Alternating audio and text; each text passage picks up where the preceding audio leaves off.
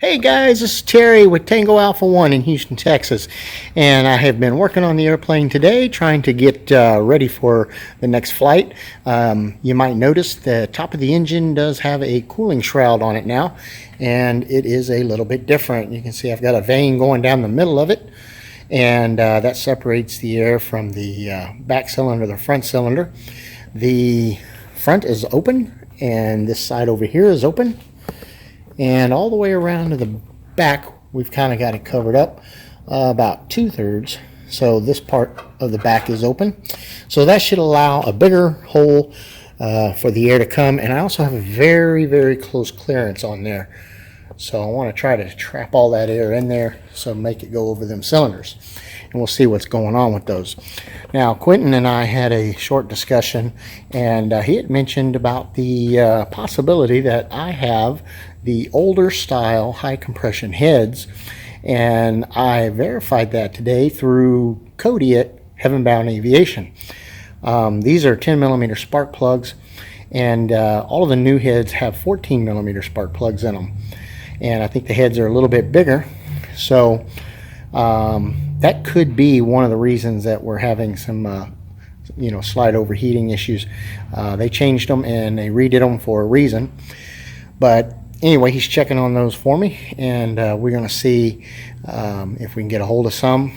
I don't know yet. I haven't flown the airplane with the cooling cowl on it, but hopefully that will help as well.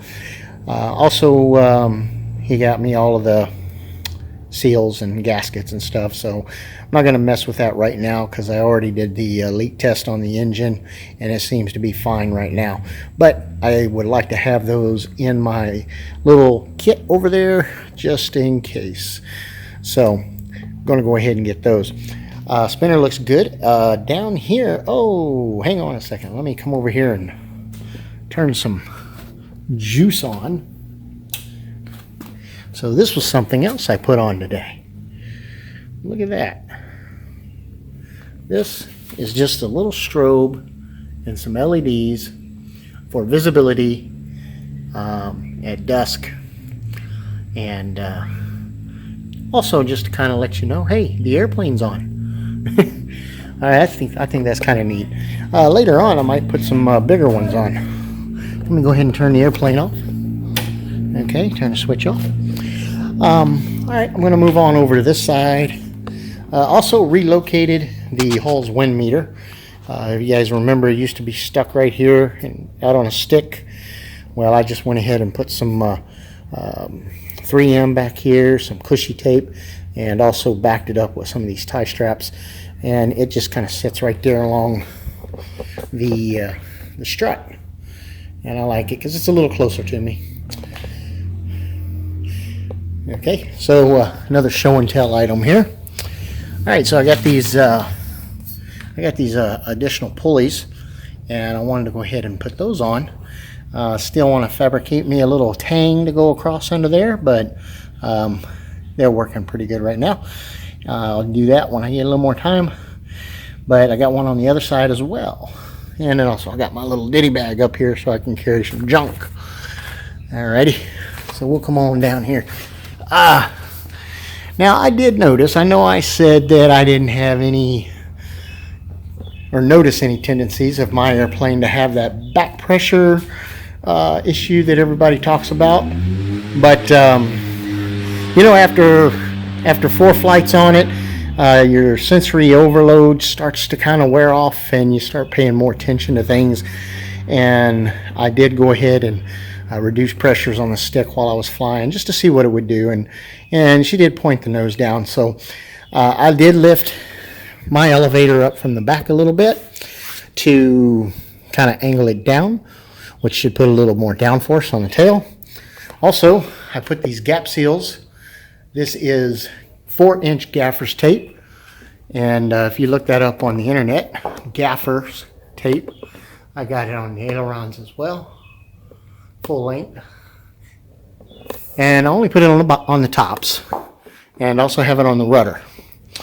And they got 3 flights with the gaffer's tape on them, and so far it's staying put.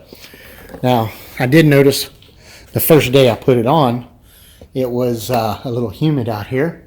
I did have to clean the airplane real good with some alcohol and some soap and water. But so far so good, guys. It's staying on. So there's another pulley right there. Got that pulley. Alrighty. And this right over here, this is my mirror. So if you sit right here where my head's at, hey, look at me. Hi. So not only can you see my ugly face, you can also see that fuel tank. And you can tell that it's full of fuel. So when I'm sitting right here, that's what I want to see is my fuel tank. It was a real cheap, $10 item. And I was able to put it on the strut. Now these tie straps are just security backup. It actually clamps down with these bolts, and I had to modify the size of the grip. It has a kind of a plastic grip that goes around with a rubber insert to grip the pipe and or the tube. And so I ran some pop rivets in there. I cut it, ran some pop rivets, made it fit for mine. So just in case those little things don't hold or something pops loose, I've got the tie straps there just so they don't fall to the ground. But that's just a little $10 mirror that I got on Amazon, and intended uses for four-wheelers or Gators or Kawasaki's or whatever you call them, four-wheel drives. All right, let's see. I don't think there's much else that I did today. My goodness. Let me walk out here and let's just see what's going on, because, all day long, this wind has been clipping, and it's been a direct crosswind, and I really wanted to fly. But look at that windsock now. I can still feel a bit of a breeze, but that windsock is limp. And it's overcast, but it might be okay to pull her out and get a flight in real quick. I was actually intending on wrapping everything up today, but okay, guys, I'm going to end the video here, and I will talk to y'all later.